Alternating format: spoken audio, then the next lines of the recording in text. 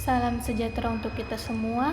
Perkenalkan, nama lengkap saya Rafael Cinta Rosario.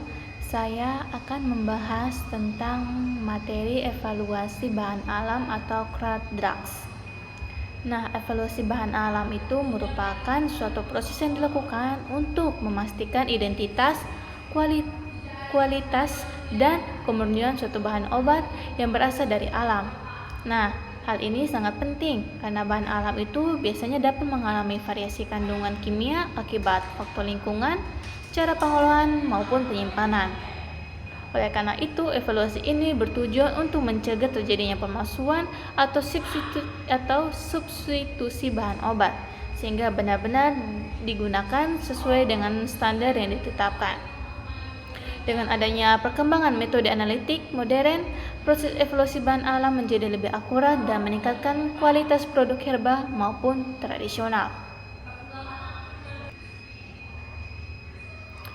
Metode evaluasi bahan alam ini dapat dilakukan dengan beberapa metode. Yang pertama ada evaluasi organoleptik, evaluasi mikroskopis, evaluasi kimia, evaluasi fisik, dan evaluasi biologis. Yang pertama ada evaluasi organoleptik.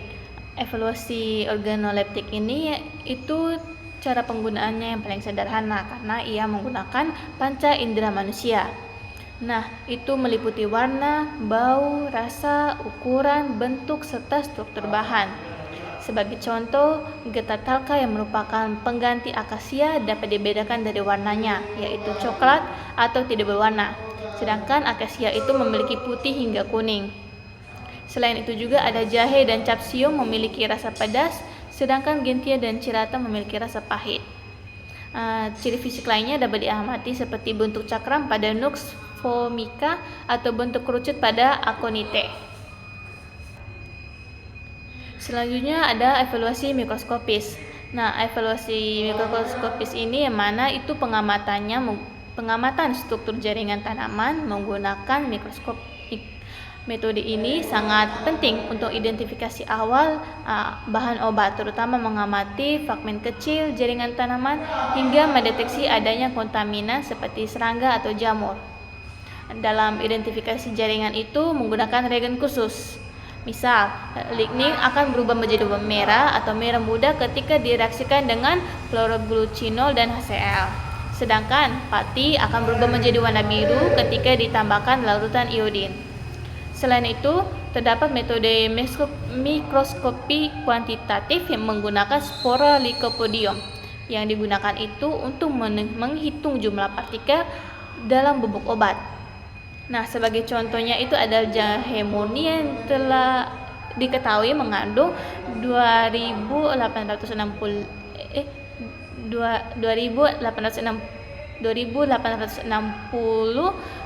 butiran pati per miligram.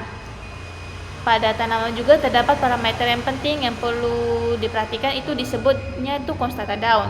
Seperti stomata index itu presentasi jumlah stomata terhadap sel epidermis.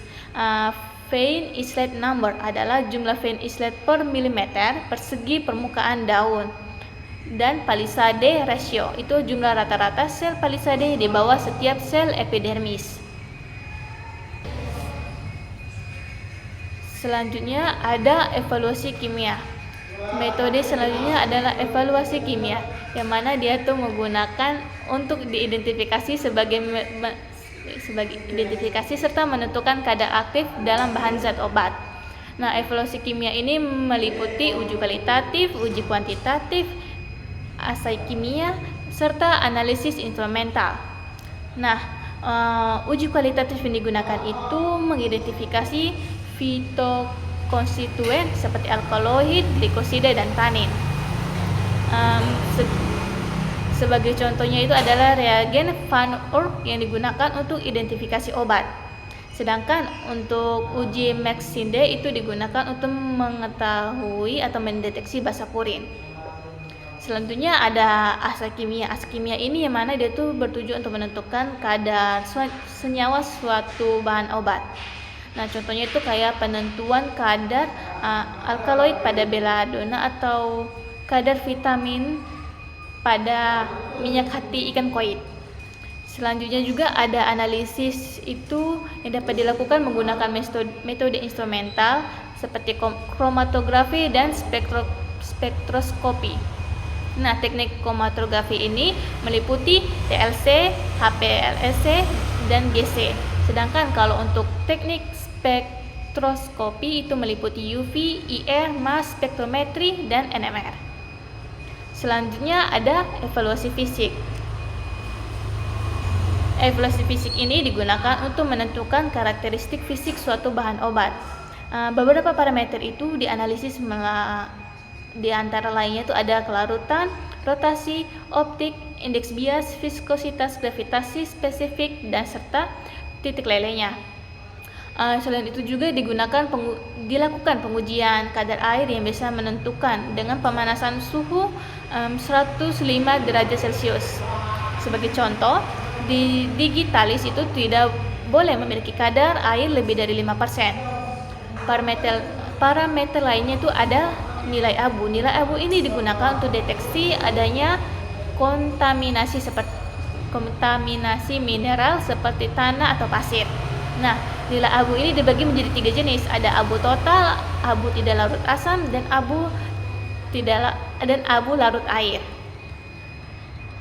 Nah, selain itu juga ada terdapatnya nilai ekstraktif yang mana digunakan untuk menentukan jumlah konstituen kimia dan dapat larut dalam pelarut air seperti air, alkohol atau eter. Dan terakhir ada evaluasi biologis. Nah, evaluasi ini adalah metode terakhir.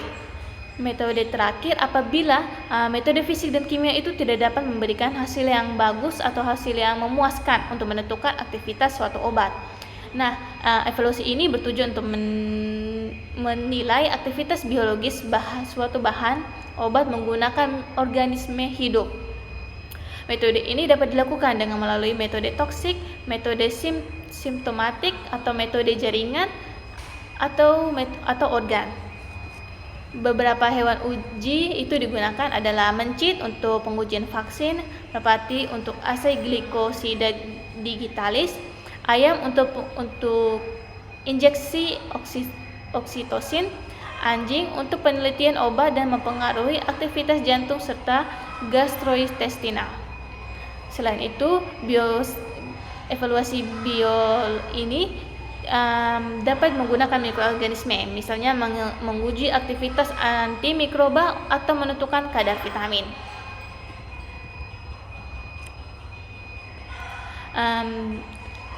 Kesimpulan dari saya bahwa evaluasi bahan alam itu merupakan langkah penting dalam bidang farmasi untuk memastikan keaslian, kualitas, serta keamanan bahan obat yang berasal dari alam. Proses evaluasi ini dilakukan dengan berbagai metode tadi, yaitu organoleptik, mikroskopis, kimia, fisik, dan biologis.